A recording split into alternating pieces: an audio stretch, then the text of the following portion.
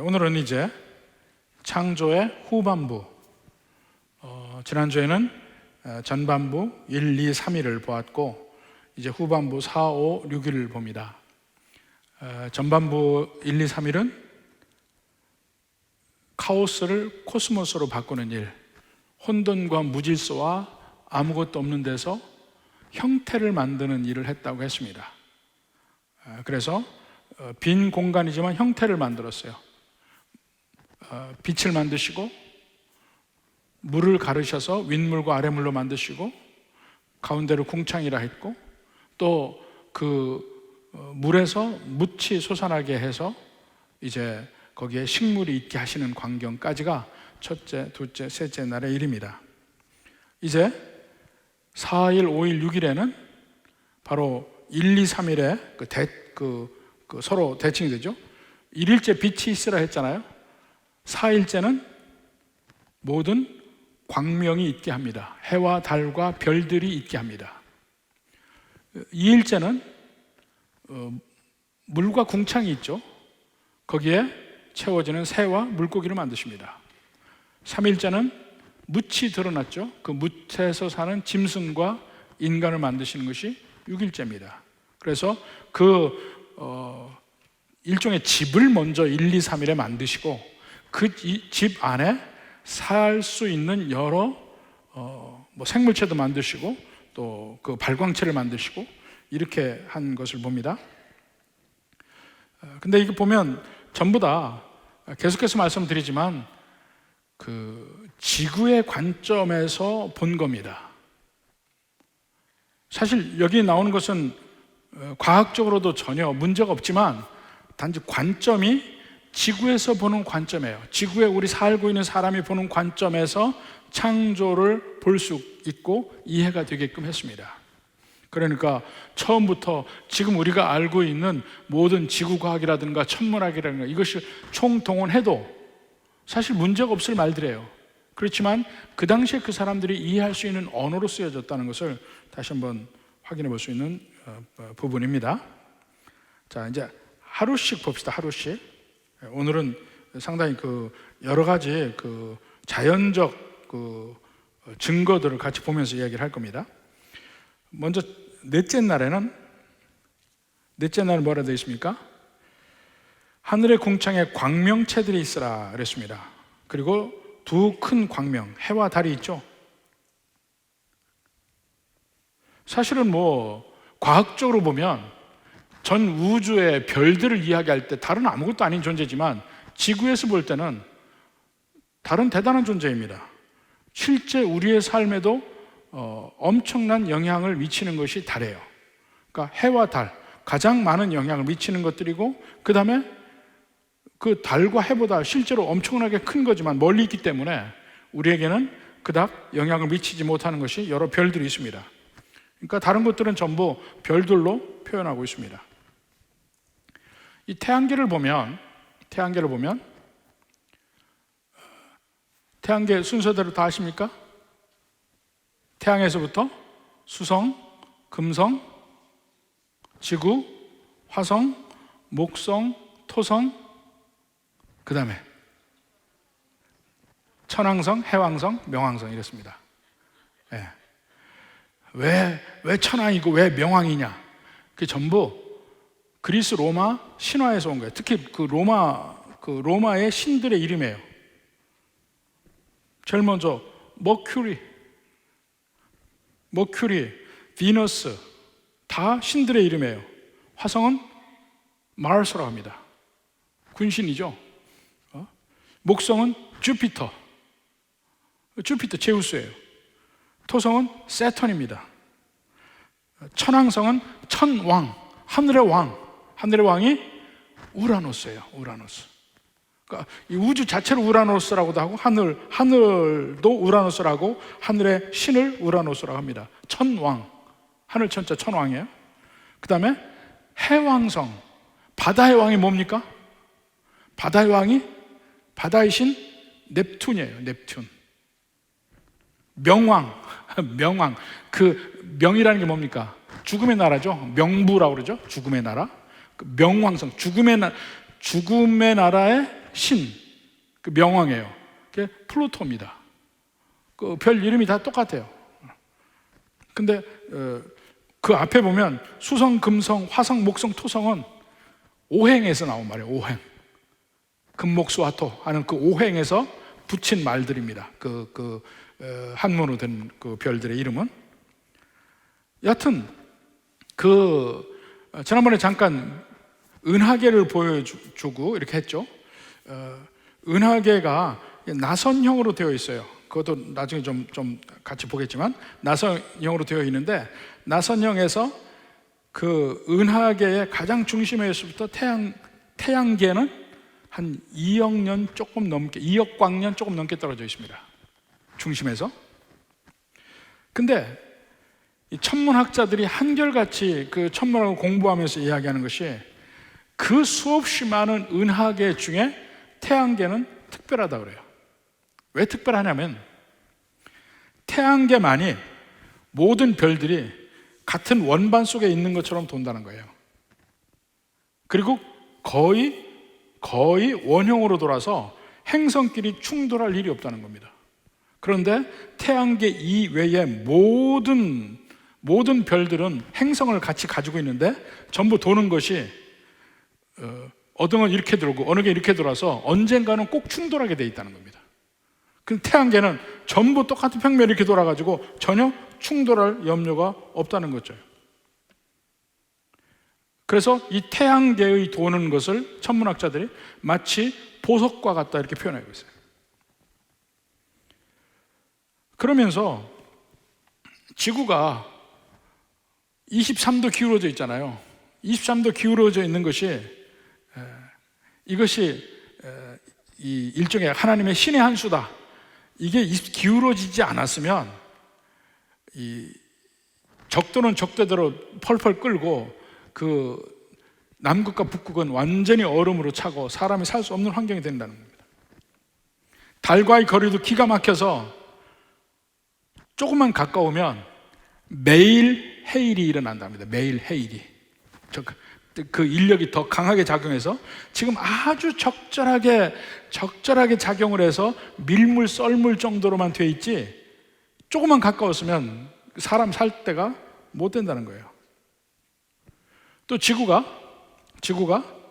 시간당 공전을 몇 킬로로 하는 줄 아십니까? 물론 모르겠죠. 저만 찾아왔으니까.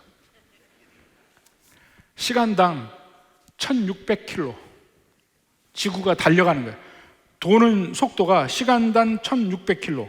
만약에 지구가 도는 것이 시간당 160킬로, 우리가 막 전속으로 달리고 과속으로 달리고 할 때 뭐 100킬로 조금 넘잖아요. 근데 시간당 160킬로가 달린다면, 지구가 그렇게 느리게 돈다면 낮에는 전부 불에 타 죽고 밤에는 얼어 죽는다는 겁니다. 1600킬로로 달리니까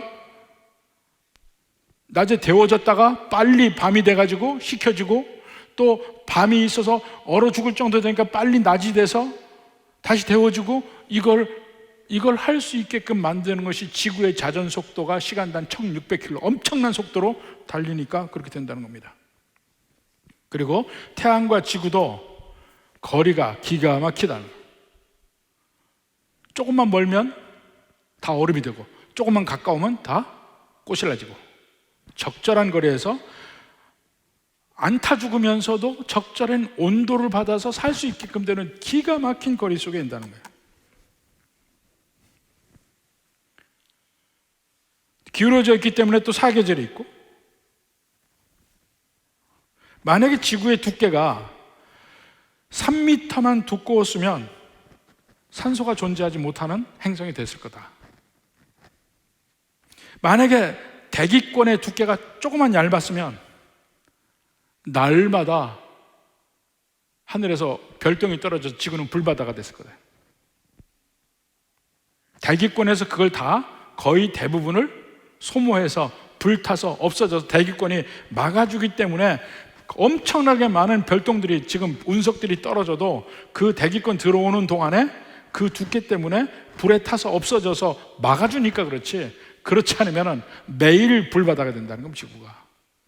이런 정교하게 만들어진 지구, 이러한 지구를 과학자들이 정말 오랜 세월 동안 또 다른 지구를 찾기 위해 노력을 했지만 아직까지 못 찾았습니다. 있을 수가 없다는 거예요.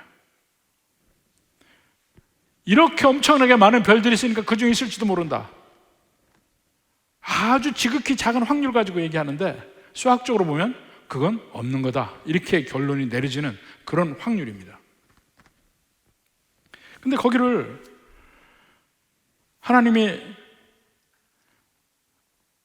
우주 전체를 보면 참 그 모든 갤럭시 중에 그렇게 크지도 않은 은하계 안에 태양계를 만드시고 거기에 태양을 두시고 거기에 지구를 주셔서 살게 하는데, 그 모든 게 하찮은 것 같지만 사실은 이 모든 것이 다 지구 하나를 위해서 존재하는 것들이라는 것을 여러 관계를 통해서 알 수가 있습니다.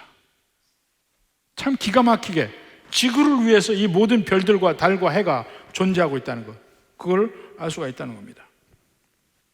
그리고 지난번에 이 창세기 제일 첫 번째 강의할 때 그 연력학 제2법칙을 얘기했죠. 연력학 제2법칙. 이건 좀 여러분이 알아두는 거 좋습니다. 이 모든 천지 만물은 연력학 제1법칙, 제2법칙, 제3법칙 쭉 있지만은 제1법칙과 제2법칙을 어기는 것은 이 지구상에 존재하지 않습니다. 지구상 아니라 온 우주에 존재하지 않습니다. 연력학 제1법칙은 에너지 보존의 법칙이에요. 그러니까 이 질량이 있고 거기에 질량에서 에너지가 나오면 그 모든 에너지를 총합을 보면 언제나 그대로 똑같아요. 그래서 다른 변수가 전혀 없습니다. 그러니까 진화론은 다른 게 들어가야 돼요. 근데 이 연력학 제1법칙에서는 절대로 진화론적인 설명을 할 수 없게끔 불가능하게 만드는 그 법칙이 연력학 제1법칙이고, 연력학 제2법칙은 아주 제가 단순하게 설명했습니다. 에너지가 점점 변환이 되는데, 첫 번째 건 에너지 보존의 법칙이고 제2법칙은 변환이 되는데 항상 낮은 상태로 간다는 겁니다. 거꾸로, 그걸 다른 면을 우리가 알 수 있는 말로 설명하면 항상 점점 카오스의 방향으로만 가요. 질서에서 무질서의 방향으로만 변화됩니다. 모든 것이. 그러니까 질서에서 무질서의 방향으로 간다면, 제가 건물을 들어서 얘기했죠. 벽돌이 있으면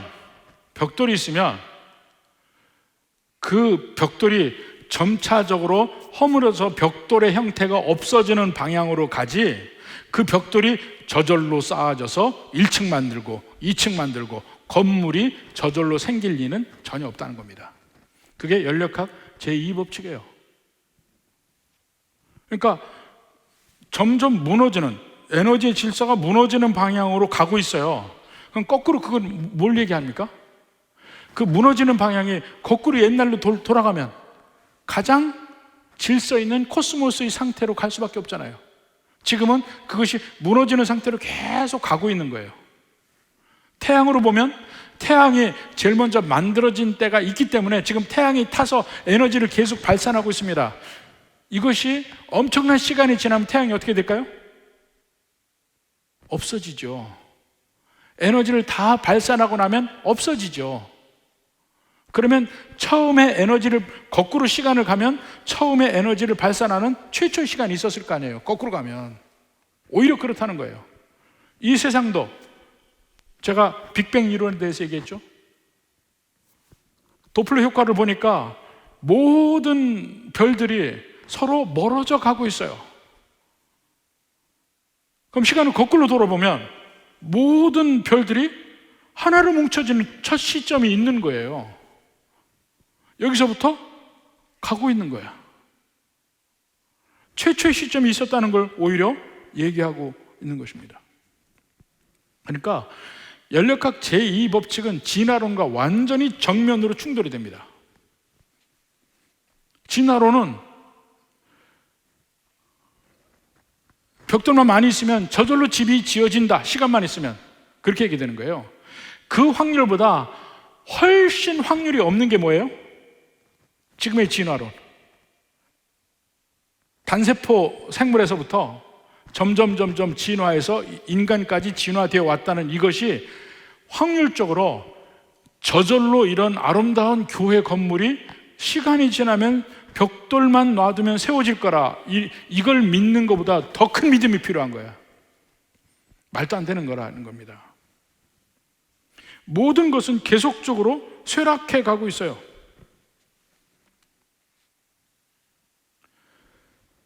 이거를 도대체 거스르는 진화론을 믿으려면 굉장한 믿음이 필요합니다.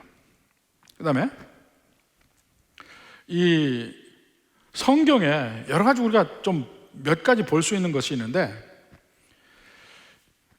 복음서에 보면 예수님이 다시 오시는 그날, 재림하는 그 날에 대해서 설명하는 대목들이 나오잖아요. 근데 동시에 그 날이, 예수님이 오시는 날이 낮이기도 하고 밤이기도 하잖아요. 낮이기도 하고 밤이기도 해요. 한번 봅시다. 누가복음 17장 30절.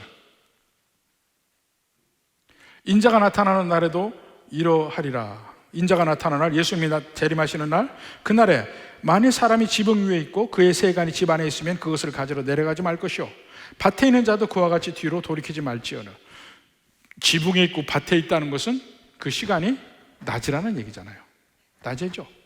근데 그 뒤에 34절부터 보면, 내가 너에게 이르노니 그 밤에 둘이 한 자리에 누워 있으면 하나는 데려감을 얻고 하나는 버려둠을 당할 것이요. 밤이라고 얘기했어요. 밤에. 또 그 다음에 35절에 보면 두 여자가 함께 맷돌을 갈고 있으면, 맷돌을 갈고 있다는 건 뭡니까? 적어도 밤은 아니죠. 저녁일지라도 밤은 아니에요. 잠자고 있는 게 아니란 말입니다. 예수님이 오시는 것은 동일한 시점인데 어디는 낮이고 어디는 밤이라고 써 있어요. 근데 이 성경이 쓰여진 지금 2000년 전에는 전혀 지구가 둥글다는 걸 알 수 있는 때가 아니에요. 낮과 밤이 동시에 존재할 수 있다는 것조차도 알지 못하는 때입니다. 그런데 예수님의 재림에 대해서 예수님이 오시는 그날에 대해서 낮으로도 표현했고 밤으로도 표현했단 말입니다. 그것을 어떻게 설명할 것이냐.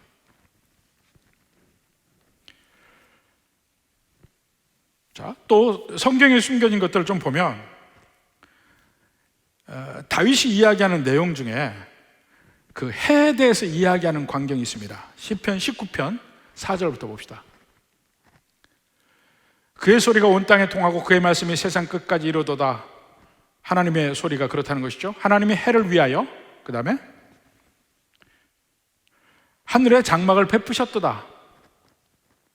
해는 그의 신방에서 나오는 신랑과 같고 그의 길을 달리기 기뻐하는 장사 같아서 해가 뜰 때 너무나 활기차고 생명력 있고 반갑단 말입니다.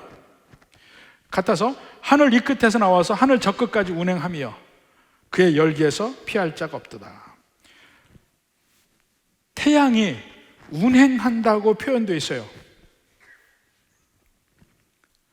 그러니까 초기에, 그러니까 막 이 르네상스가 있은 뒤에 인본주의 학문이 발달하던 그때에,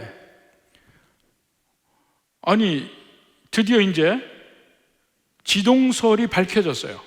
천동설이 아니고 지동설이야. 하늘이 도는 게 아니고 지구가 도는 거예요. 그러면 태양이 있고 지구가 그 중간 거기를 도는 것인데 성경이 부정확하다, 이렇게 비판하는 성경학자들이 나왔습니다. 근데 성경에는 그런 얘기가 없습니다. 태양이 운행한다고 되어 있어요.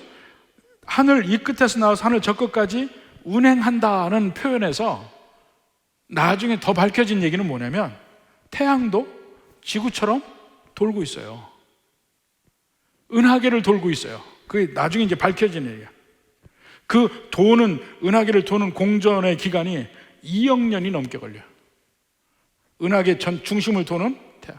그러니까 태양은 그 돌고 있으면서 그 사이에 계속 행성들이 돌고 있는 거예요. 같이 태양에 따라서 같이 가면서 그 도는 한 바퀴 도는 게 2억 년이 넘게 됩니다. 나중에 알려진 얘기. 또 재미있는 게 있습니다. 아모스 5장 8절에 봅시다.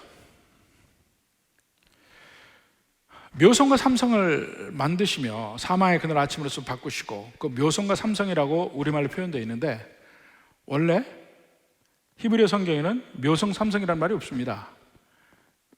묘성이란 말은 7개의 별이란 말이에요. 삼성은 3개의 별이란 말로 되어 있습니다.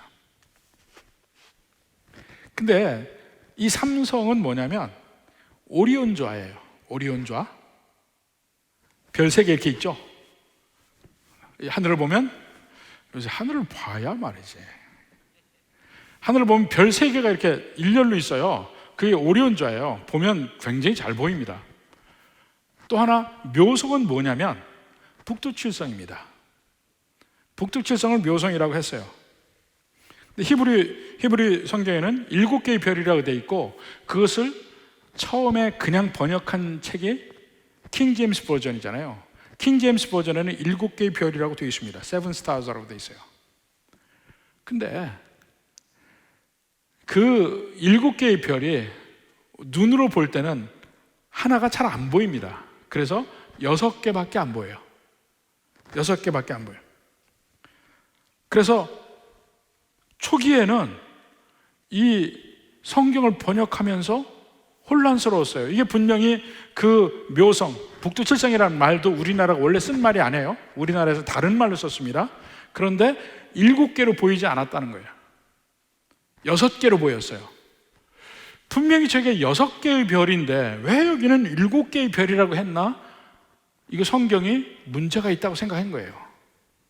근데 나중에 망원경이 발달하면서 그것이 7개의 별이라는 것이 나중에 밝혀져. 나중에 성경이 이미 쓰여 있고 6개의 별인데 아니에요.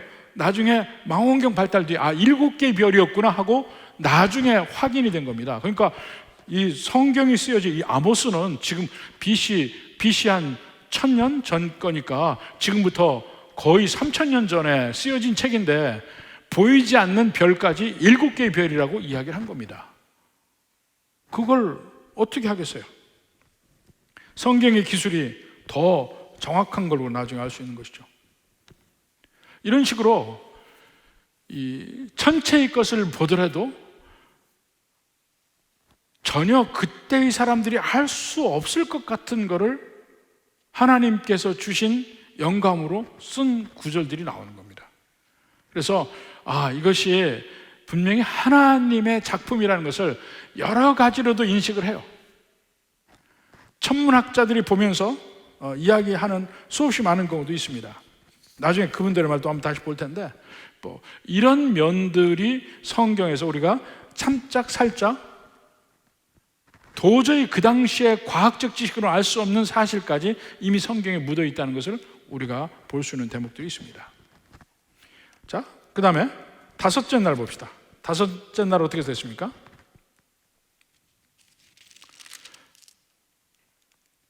자, 20절에 보니까 하나님이 이르시되 물들은 생물을 번성하게 하라. 땅 위 하늘의 궁창에는 새가 날을 하시고, 그러니까 물고기와 새를 5째 날에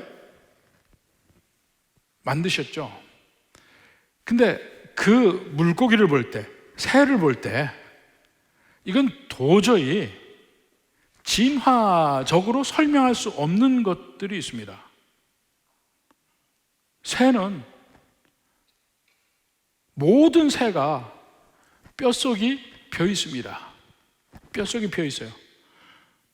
그러면 이 새의 뼈가 비어 있게 되려면 이 지상에 있는 그 짐승에서 새로 변했다는 거 아니에요.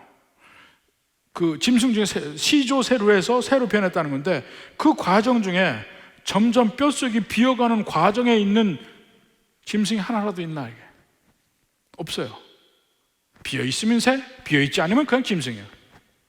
중간 동물이 없어요.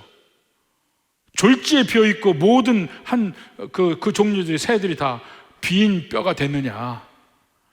이것이 진화론적으로 설명할 수 있느냐?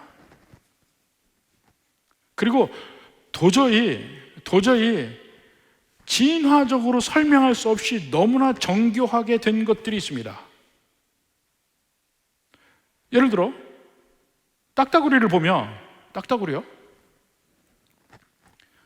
이게 나무를 쪼는 거 보면 뇌진탕 걸려요. 인간들이 얘기하면 이거 분명히 뇌진탕 걸려야 돼. 근데 뇌진탕 안 걸려요. 모든 새와 딱따구리는 다른 구조를 가지고 있어요. 이 새 부리가 굉장히 딱딱하잖아요. 정말 그 새가 인간만큼 크다면 인간은 새 부리에 한 번만 쪼이면 다 죽을 거예요. 그 정도로 딱딱한데 그게 머리뼈와 두개골과 바로 연결이 되어 있습니다. 모든 새들이. 딱따구리는 아니에요. 중간에 연골 조직이 있습니다. 그래서 그걸 완충작용을 해요. 엄청나게 세게. 딱따구리 소리 얼마나 큰지 아세요? 온 숲이 다 떠나갑니다. 딱따구리가 딱딱 치기 시작하면 전체 숲에서 그 딱따구리 나무를 쪼는 소리가 이 계곡 안에 다 들립니다. 가봤어야지. 참. 지금 그런 데가 많지가 않지만 실제 그 숲에 가보면 그 딱따구리 소리가 들리는 데가 있어요.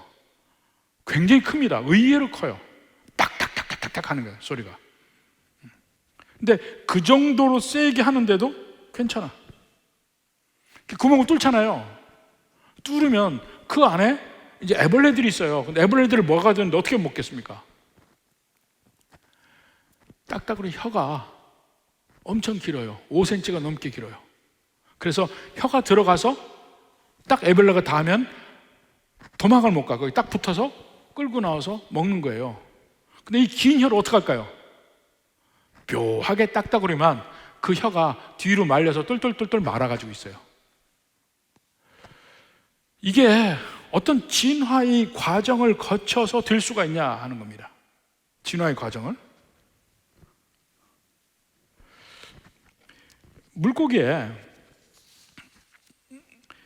물고기가 이 경골어류하고 연골어류하고 둘로 나뉘는데, 경골어류의 특징이 뭐냐면 불에가 있습니다.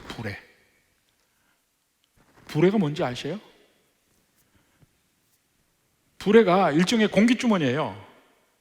그래서 이 고기가 물 위로 뜨려면 그 속에 공기를 많이 넣고 내려가려면 거기서 공기를 빼고 하는데, 그 작용 한번 봅시다. 불에. 저게 불이에요. 가운데가 항상 이렇게 짤룩하게 되어 있습니다. 병목이 되어 있어요. 그래서 위로 가느냐 아래로 가느냐 전부 그 안에 공기를 넣기에 달려 있어요. 근데 어떻게 공기를 넣는 줄 아십니까? 거기에 이 기망 또는 괴망이라는 이 혈관이 붙어 있어요. 혈관이 붙어 있으면 혈관 속에 공기를 머금고 있다가 그 위로 뜨려면 혈관 속에 공기를 불에 속에 집어넣어요. 그러면 거기서 산소를 집어넣으면 그 불에가 점점 커지면서 뜬다는 거예요. 근데 이게 경골어류가, 그러니까 연골어류는 어떤 거냐면 상어, 홍어, 가오리, 광어, 가재미, 이런 것들은 불에가 없어요. 그래서 바닥을 겨요. 바닥을 기고 위로 올라오려면 힘껏 지네가 근육을 써야 올라올 수 있는 거예요. 근데 이 불에가 있는 것들은 쑥 불에 키우면 올라가고 불에 줄이면 내려가고 훨씬 편하게 물을 자유자재로 왔다 갔다 할 수 있는 게 불인데, 어떻게 진화했을까요? 진화할 수가 없어요. 설명이 안 돼, 설명이. 인간을 포함해서 포유류들이 자식을 낳는, 출산하는 광경을 보면 참 신기합니다. 제 막내가 태어날 때 제 친구가 산부인과 의사였어요. 친구한테 물어봤습니다. 참 신기하다. 인간이 어떻게 태어나느냐.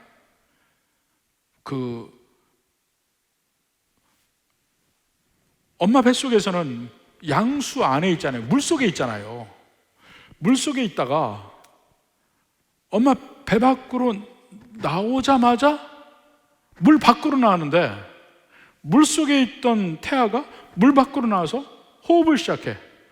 와, 이거 놀라운 일 아닙니까? 여러분, 전부 다 애 낳아봤을 텐데 어떻게 되는지 아십니까? 모르잖아요. 물어봤어요. 그랬더니 의외로 태아를 보면, 야, 참 상당히 큰 애인데 어떻게 엄마 뱃속에 있었을까, 이렇게 의심도 들어요. 좀 희한해. 근데 친구가 설명을 해주더라고요. 엄마 뱃속에 있을 때는 이 허파가 완전히 종이장처럼 이렇게 딱 붙어 있답니다. 딱 붙어 있어서 몸을 웅크리면 이 가슴 여기 이 불어나는 게 없기 때문에 아주 작게 동글동글하게 엄마 뱃속에 있다는 거예요. 그때는 배꼽을 통해서, 혈관을 통해서 산소를 공급받아서 살다가 엄마 밖으로, 몸 밖으로 나오면 응애하고 운다는 거예요. 울면서 호흡이 확 허파로 들어가서 허파가 종이장처럼 돼 있다가 펑 하고 허파가 커진대. 허파가 애 몇씩 낳았으면서 그거 아직 모르고 낳았어요, 그래. 허파가 확 커진대요. 그래서 애가 나면 울어야 된대. 울어야 허파가 커져가지고 제대로 공기 중에 호흡을 그때부터 시작하고 바로 배꼽으로 한 게 이제 여기가 막히고 이제 탯줄 끊잖아요. 이제 막아놓죠. 그러면서 호흡을 통해서 비로소 산소가 공급이 되고 이 물 밖에서 산다는 거야. 물 안에 있다가 물 밖으로 나온다는 거야. 이 물 안에서 물 밖으로 나오는 이 허파가 미리 만들어졌다가 만들어진 게 물 밖에서 응애하면서 공기가 들어가면서 확 커지고 가슴이 제대로 생기고, 이 놀랍고 정교한 과정을 처음부터 만들지 않으면 어떻게 진화해요? 어떻게? 설명이 안 되는 겁니다. 설명이 안 돼요. 이제까지 진화론은 모든 종들을 보면서 진화의 과정 속에 중간이 있어야 되는데 중간을 발견한 적이 없습니다. 중간이 없어요. 또 철새들 있죠. 철새들 보면 이 얼어붙은 강 위에도 서 있어요. 근데 철새는 몸이 따뜻합니다. 그렇죠? 새들은 몸이 따뜻해요. 따뜻한 피가 흘러요. 이 도마뱀이나 악어나 이런 것들이 극피동물이라 외부에 열이 필요하지, 스스로 몸을 따뜻하게 할 수 있는 것이 짐승, 인간, 새들이 그래요. 새들이 몸이 따뜻한데 얼음 강 위에 새들이 발로 서 있습니다. 주로 하나로 서 있어요. 둘로 하면 너무 차니까 하나로 서 있어요. 근데 하나로 서 있는데도 사는 거를 한번 생각해 보십시오. 밑에는 얼음이잖아요. 얼음하고 바로 붙어 있잖아요. 인간처럼 신발 신는 것도 아니고 양말 신는 것도 아니고 바로 붙어 있어요. 그러면 그 붙어 있는 데는 얼을 거 아니에요. 그쪽을 가는 거는 피는 다 얼어버린다니까요. 아주 차가워요. 근데 차가운 피가 심장으로 가면 그 새는 죽어요. 근데 중간에 아까 불에게 있는 불에게 있는 그 망 같은 그 혈관의 덩어리가 중간에 있습니다. 그래서 거기서 발에서 오는 차가워진 피는 거기서 데워져서 심장으로 가고, 심장에서의 더운 피는 거기서 차가워져서 밑으로 가고, 거기서 온도 조절을 해서 위로 오르고 내리고 하기 때문에 그 얼음판 위에 발을 딛고 있어도 새가 안 죽는다는 거야. 이거를 수억 년간의 진화로 설명해 보라는 거예요. 새에게는 하루 만에 죽고 사는 문제가 결정되는 일인데 그게 어떻게 수억 년간 과정에서 일어날 수 있겠느냐 이거예요. 절대로 일어날 수 없다. 그리고 태아가 생성이 되면서 이 복강 배 안에서 난소가 만들어지는 데서 정소도 만들어집니다. 근데 정소가 만들어지는데 점점 자라면서 난소를 가진 여자는 그냥 복강 속에 그 난소가 존재하고 남자의 정소는 복강에서 빠져나가서 이 음낭 안에 정소가 들어간다는 거예요. 왜냐하면 정소에서 음낭에서 가장 정자를 생산하기 좋은 온도가 33도에서 35도. 우리는 36.5도. 정자가 만들어지는 가장 좋은 온도는 33도에서 35도. 온도 차를 어떻게 할 거냐? 그래서 그 밖으로 빠져나가서 거기를 막이 있다는 거예요. 막이 없으면 수술해야 돼요. 막이 있다는 거예요. 막이 있는데 그럼 밖에 나가면 음낭이 어떻게 되느냐면 그건 모든 짐승이 다 마찬가지예요. 인간도 마찬가지고 바로 거기서 여름철이 되면 몸이 온도가 올라가잖아요. 여름철에 되면 어떻게 해요? 최대한 몸에서 떨어져야 돼. 그래서 축 처지는 거예요. 제가 얘기했잖아요. 5, 6월 뭐라고 그랬죠? 뭐 알아듣는 사람이 없더라고 그때. 축 처지는 이유가 몸에서 최대한 떨어져야 온도를 유지하지. 자기들이 낮은 온도를. 겨울에는요 붙어야지. 추우니까 붙어야 된단 말이에요. 이게 기가 막힌 거예요. 이거를 어떤 과정을 통해서 그걸 만들었을까요? 지가 저절로. 나도 모르는데 태어날 때 여러분 모르잖아요. 남자들이 그 음낭이 어떻게 되는지 저는 모르잖아요.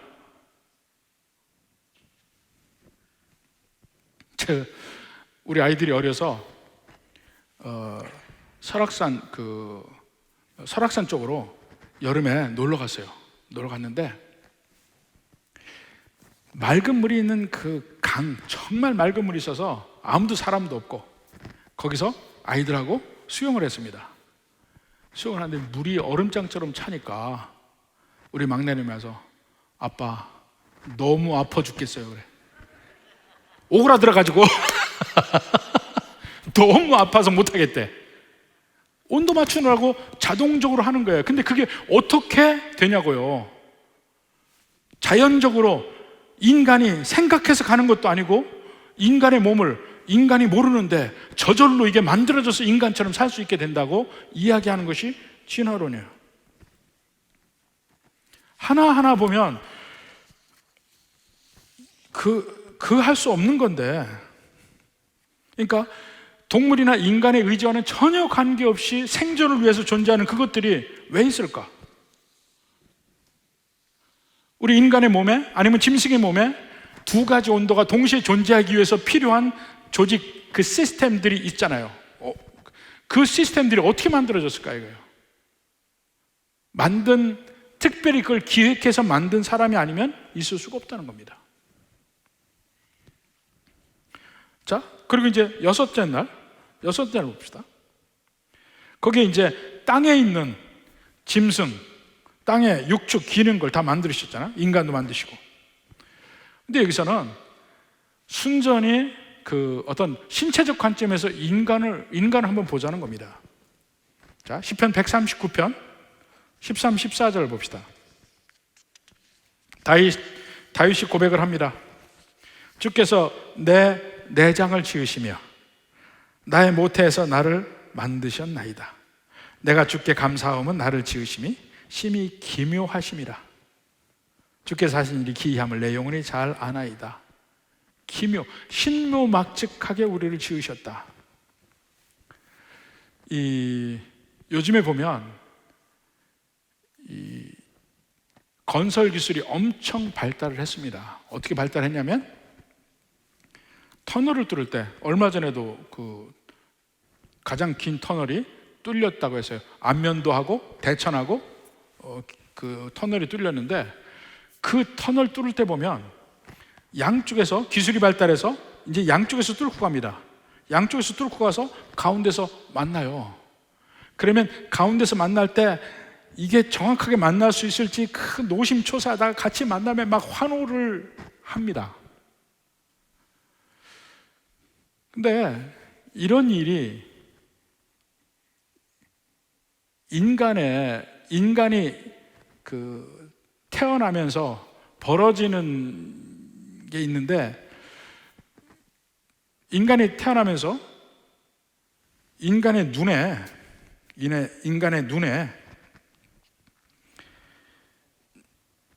시신경이 한 100만 개라고 그래요. 100만 개. 눈에 시신경이 100만 개. 그러면 이 100만 개가 뇌에 있는 신경하고 서로 만나서 연결이 돼야 된다는 거예요. 정확하게 100만 개가 연결이 되어야 비로소 우리 눈이 모든 것을 보면서 하나하나 제대로 인식을 한다는 겁니다.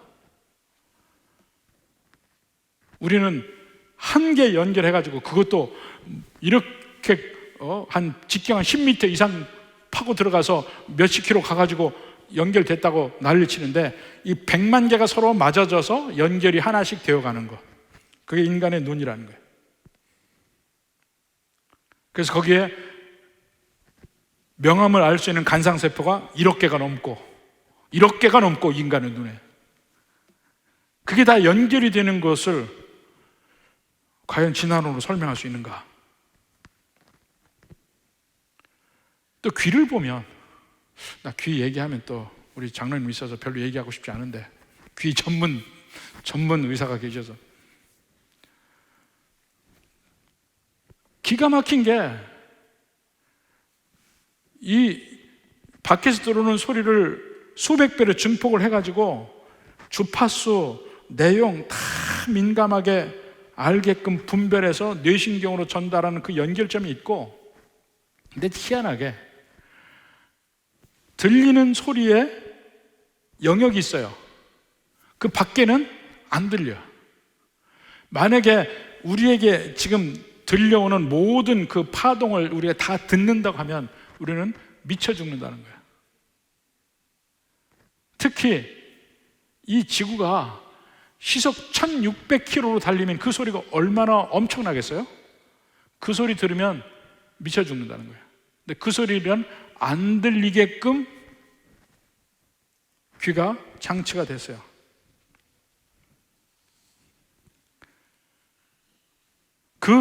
정확하게 들을 수 있는 부분만 알 수 있고요. 사실 우리나라가 굉장히 소음이 많은 사회입니다. 잘 알지 못했어요, 제가. 근데 한번 알 수 있는 때가 언제냐면, 제가 오랜만에 한국에 살다가 오랜만에 미국에서 뉴욕 한가운데 있는 친구 목사님 집에서 잘 때가 있었어요. 뉴욕 시내 한가운데서 자고 아침에 일어났는데 고요하고 새소리만 들려요. 뉴욕 시내 한가운데인데 고요하게 새소리만 들리는데 딱 느껴진 게 옛날이 생각이 나는 거예요. 전에 오랫동안 미국에 살았던 그때 기분이 탁 나요. 아, 그랬지. 내가 살 때 옛날에 이렇게 고요했었는데 하고 처음 오래간만에 느꼈습니다. 한국은요, 아침부터 밤까지 하루 종일 소리가 나요. 시끄러운 소리가. 그 소리를 벗어날 길이 없어요. 근데 소리를 적절히 걸러준다는 것이 인간에게 얼마나 필요한지를 알 수 있는 대목입니다. 이 공해를 여러 가지 공기의 공해 이렇게 얘기하는데, 사실은 인간에게 적절한 평안함을 주는 것이 소리의 공해에서 벗어나는 거예요. 그러니까 사람들이 이 산에 가는 것도 공기 좋은 것도 있지만 소리 공해에서 벗어나는 것도 있어요. 그런데 거기 가서 라디오 이러고 다니는 사람들 때문에 난 미치겠어, 아주 그냥. 산에까지 라디오를 틀고 다니고 왜? 산에 가서 좀 조용한 곳에서 있고 싶어요. 인간에게 그렇게 할 수 있도록 만들어 주셨어요. 인간의 뇌, 말할 것도 없어요. 인간의 뇌는 얼마나 엄청난 컴퓨터인지 휙 던져오는 야구공을 정확하게 어느 지점에 날아온다 해서 손으로 받아요. 근데 지금 아무리 기술이 발달해도 그걸 해내는 로봇 없습니다. 기껏 최고의 로봇을 만드는 회사를 얼마 전에 현대에서 샀어요. 현대자동차에서. 보스턴 다이내믹스라는 회사인데 최고의 로봇 회사입니다. 거기서 나와서 로봇이 하는 게 뭔지 아세요? 덤블링을 해요. 최고의 로봇이에요. 지가 돌아요. 공중점프를 한다니까? 그게 최고의 로봇이야 지금. 그러니까 이 뇌를 따라간다는 건 말할 수 없는데, 그것도 얼마나 많은 지성들이 모여서 만들기 위해서 목표를 가지고 그 일을 계속 하는데도 불구하고 못 만드는 일입니다. 근데 인간의 이러한 엄청난 뇌가 저절로 생겼다고 믿는 거예요. 저절로 생겼다고. 대단한 믿음이 필요합니다. 엄청나게 인간이 연구해도 잘 안 돼요. 그리고 인간의 DNA에 대해서 DNA를 연구한 과학자들이 공통적으로 하는 말이 있습니다. DNA는 스스로 만들어지는 것은 불가능하다고 그랬어요. DNA가 스스로 만들어질 확률을 계산해 보니까 이건 절망적인 수학적 확률이라고 되어 있어요. 아무리 시간을 오래 준다고 해도 될 것이 아니에요. 제로라고 할 수 있는 절망적인 확률. 그리고 DNA가 장벽이 있어요.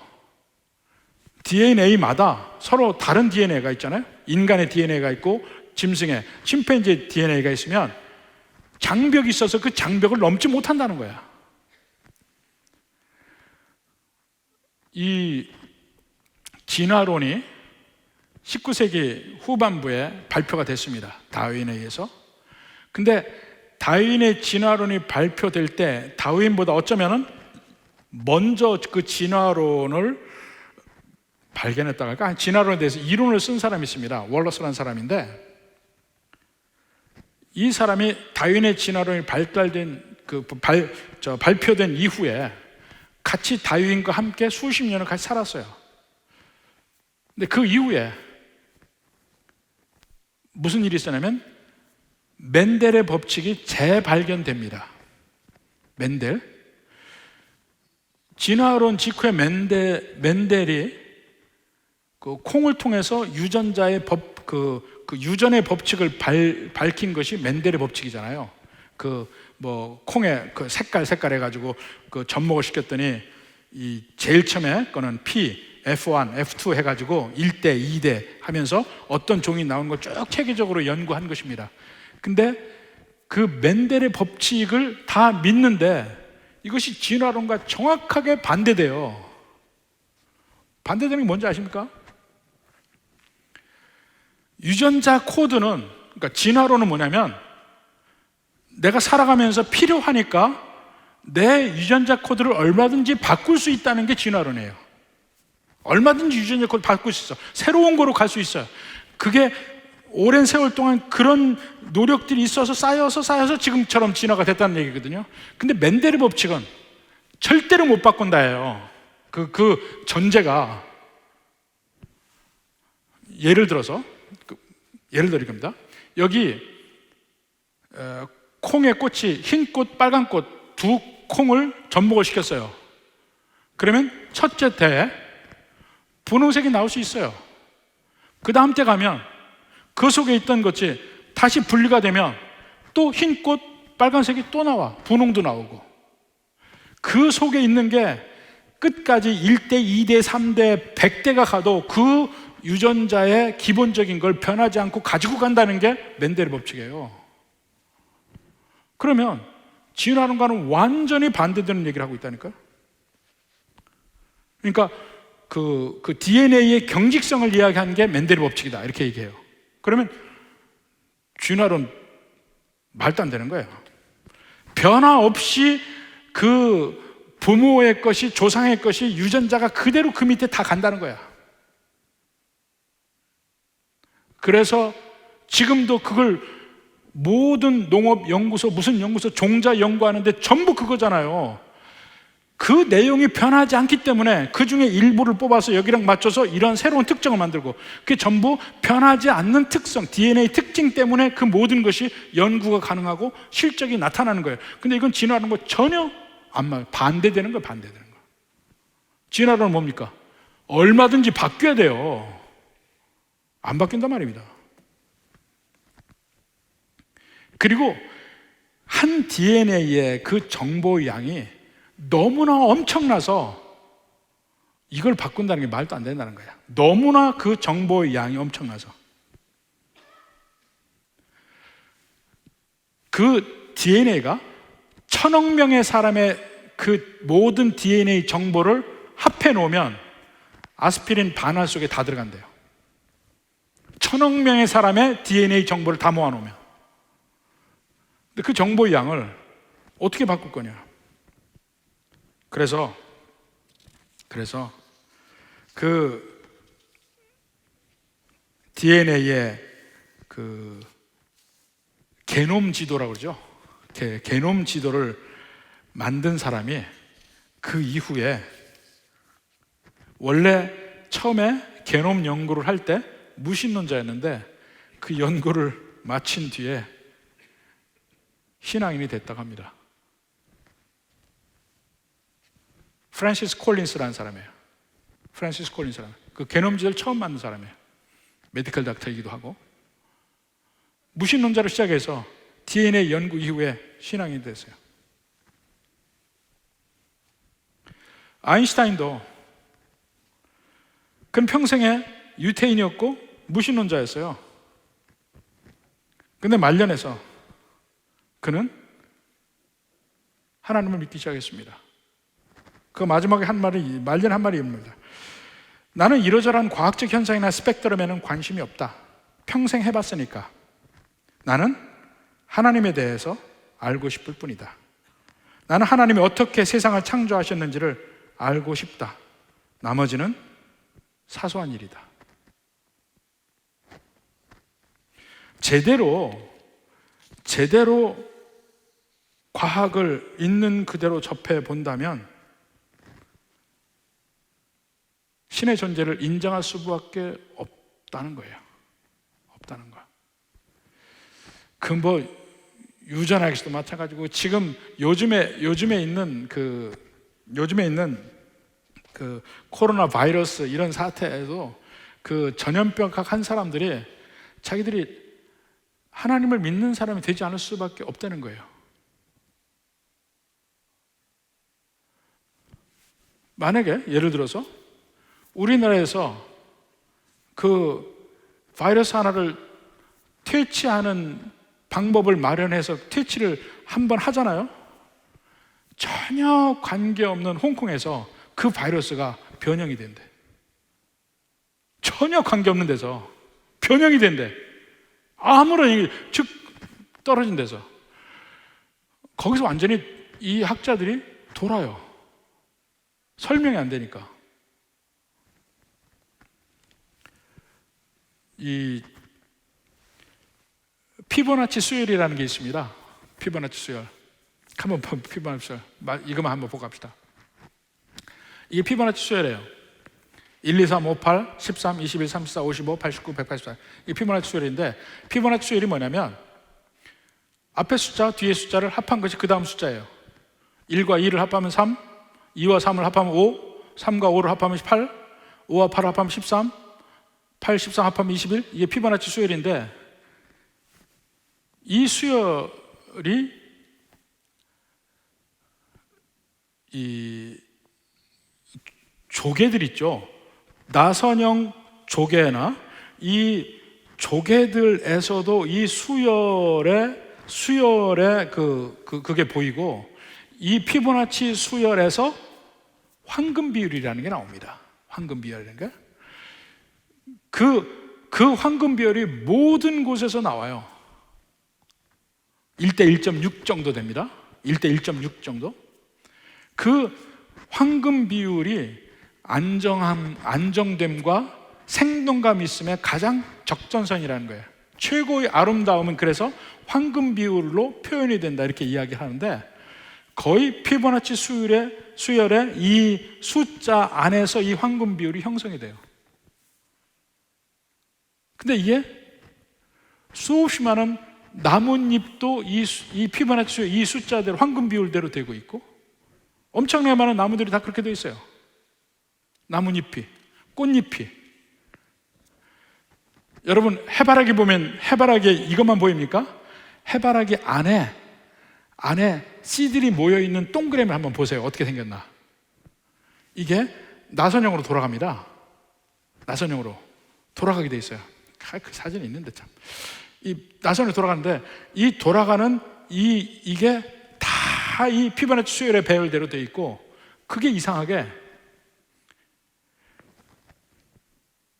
은하계도 그렇게 돼 있고, 은하계도 그렇게 돼 있고,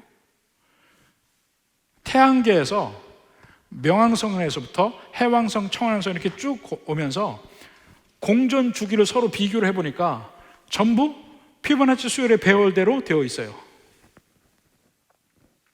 기가 막히게 피보나치 수열의 배열대로 되어 있어요. 근데 이상하게 지구만 그 배열대로 안 되어 있습니다. 가장 완벽하게 비율로 되어 있어요. 금성, 수성까지 다 피보나치 수열대로 되어 있어요. 지구만 아니에요. 그래서 학자들이 뭐라고 얘기하냐면, 하나님이 우리에게 모든 것을 이렇게 완벽하게 하면서 지구 너는 특별하게 만들었다는 걸 우리에게 보여주고 있는 거다 이렇게 표현합니다. 하여튼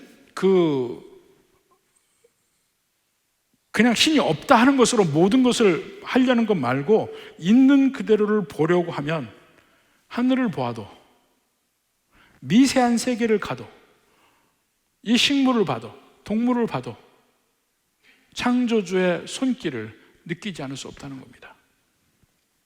그래서 지난번에 얘기했죠. 이 모든 것이 그냥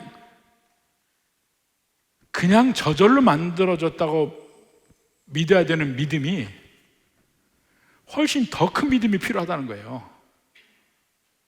모든 천지 만물을 보면 목적이 있게 지어졌다는 걸 알 수가 있다는 겁니다.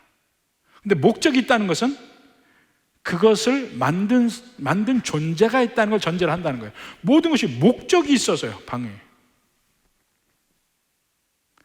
이 세상에도 많이 이것도 변하고 얘기하는데, 그 변화가 대부분 뭐냐면 연력학 제2법칙, 모든 것이 허물어지는 과정 속의 변화일 뿐이에요. 이것이 저절로 무질서에서 질서로 만들어지는 과정에 있는 변화는 없습니다. 허물어지는 과정이지. 근데 그 허물어지는 과정을 거꾸로 가면 언제나 하나로 묶일 수밖에 없습니다. 모든 것이. 이래서 이런 것들을 보면 학자들의 이런 고백들이 있습니다. 저도 여기서 이야기하면서 보다 여러분들에게 사실 이 천지 만물에 하나님의 손길을 볼 수 있는 것들이 너무나 많다는 것을 한번 얘기해 주고 싶어요. 이 세상을 만드신 그 하나님 앞에 이렇게 아름답게 만드신 곳을 인간은 계속 파괴해 가고 있습니다. 파괴해 가고 있어요. 부디 주님이 오시는 그날에는 우리는 주님만을 바라보고 드디어 나를 지으신 그 주님 앞에 다시 돌아갈 수 있는 그 은혜가 있기를 주님의 이름으로 축원합니다.